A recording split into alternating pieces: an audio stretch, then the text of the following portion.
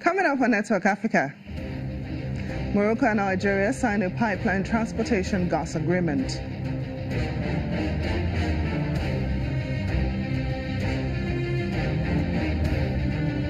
Children who moved from Niger to Algeria in a bid to get a better life return home after 4 months.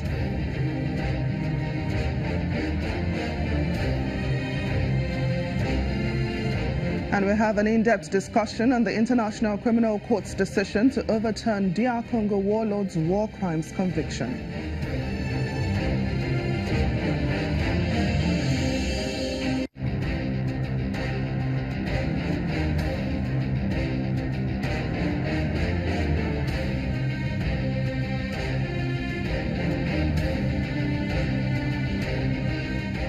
Hello and welcome to the program. I'm Temitope Fagbimi.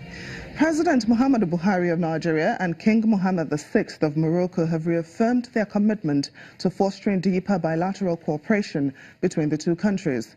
This was contained in a communique issued at the conclusion of President Buhari's 2-day official state visit to Morocco. The two leaders appreciated the significant progress in various areas of cooperation, such as agriculture, fertilizer production, energy, infrastructure, and mining. They also reiterated their commitment to the construction of the regional gas pipeline in the Atlantic through the West African coast that will supply Nigeria's gas to Morocco. King Mohammed further commended President Buhari's leadership in the initiative against terrorism in the Lake Chad region and his effort in the fight against corruption across Africa.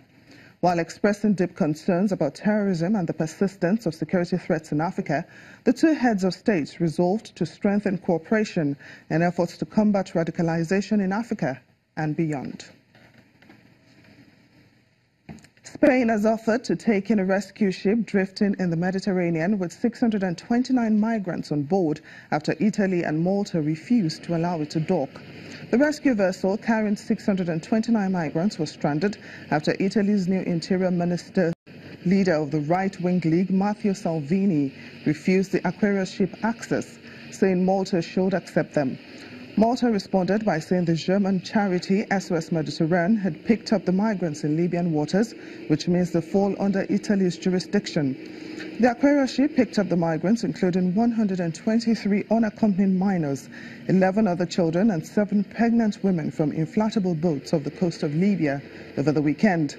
Reports say the minors are aged between 13 and 17 and come from Eritrea, Ghana, Nigeria and Sudan. Meanwhile, an increasing number of children migrants have been sent to Niger as countries across Europe and North Africa seek to curtail irregular migration. UNICEF warns that there are insufficient cross-border mechanisms to protect these children from risk like trafficking, violence, abuse, exploitation, and detention. Niger, one of the poorest countries in the world, has seen hundreds of men, women and even children cross the scorching desert into Algeria to try and make a living.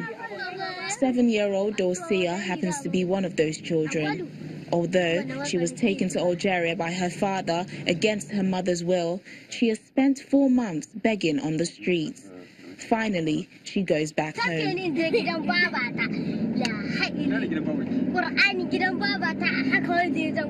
With Algeria saying it can't take any more migrants, Niger has agreed to take them back. Since November last year, more than 8,000 West Africans, including 2,000 children, have been returned to Niger from Algeria. UNICEF is working to reunite children with their families. The agency warns that there are insufficient cross-border mechanisms to protect children from risks of trafficking, violence, abuse, exploitation and detention. Dorsia and her mother, Hazana, see each other for the first time in months in an emotional reunion.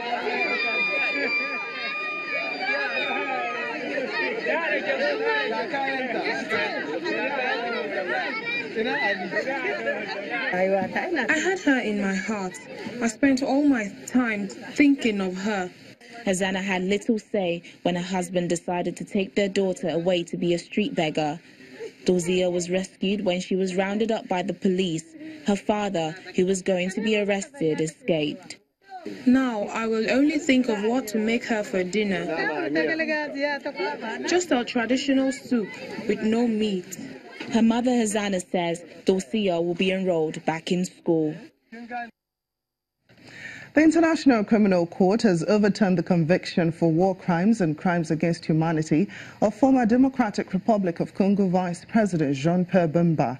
Bemba was found guilty in 2016 of crimes committed in the neighboring Central African Republic from 2002 to 2003. He was accused of failing to prevent the killings and rapes by his rebels. But a judge has now said he cannot be held responsible for their actions. Christian van den Wingegaard also said the judges in the 2016 case had failed to take into account his attempts to stop the crimes once he was made aware they were taking place. Bemba's conviction marked several milestones for the ICC. It was the first time the court had focused on rape as a weapon of war, and the first time a suspect had been convicted for crimes committed by others under his command. Bemba, who has already spent almost a decade in jail, will not be immediately released from detention in The Hague after he lost a separate appeal against the conviction for bribing witnesses. And Mr. Bemba cannot be held criminally responsible under Article 28 for the crimes committed by MLC troops during the CAR operation. In relation to the remaining criminal acts, it enters an acquittal because the errors found with respect to necessary and reasonable measures extinguish his responsibility in full.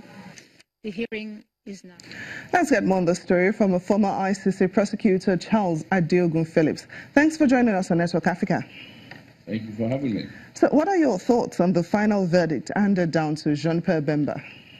Well, it is certainly a severe blow to the operations of the International Criminal Court. As you rightly pointed out, this was indeed a landmark trial based on the responsibility of a superior over his failure to prevent his subordinates from committing crime. So, I mean, this is really a major setback for that court. But having said that, the legal concept of superior responsibility is extremely complex. And as the trial chamber found, issues of remoteness of the accused to where his subordinates are alleged to have been committing these crimes, his actual and or constructive knowledge of the actions of his subordinates are all necessary elements of proving such a sophisticated crime, such as superior or command responsibility. I'm not terribly surprised at about this outcome. But what does this mean for subsequent cases similar to this? Will it have any effect on them?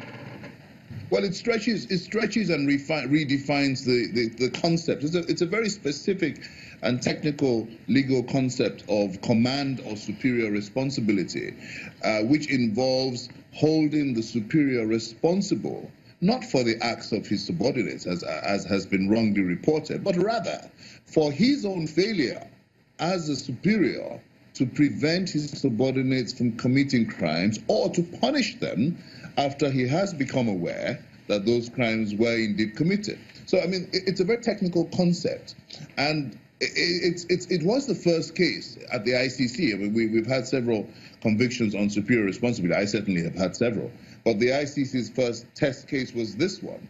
It stretches the notion of superior responsibility, and what the appeals chamber have found is that the remoteness of Jean-Pierre Bemba in one country when crimes were being committed in another country serves to diminish somewhat his responsibility for those crimes. Added to that, the fact that he was able to show that he took concrete and active steps to investigate and to punish his subordinates when he came to know about those crimes. So there isn't much else you could have expected Vice President Bemba to do.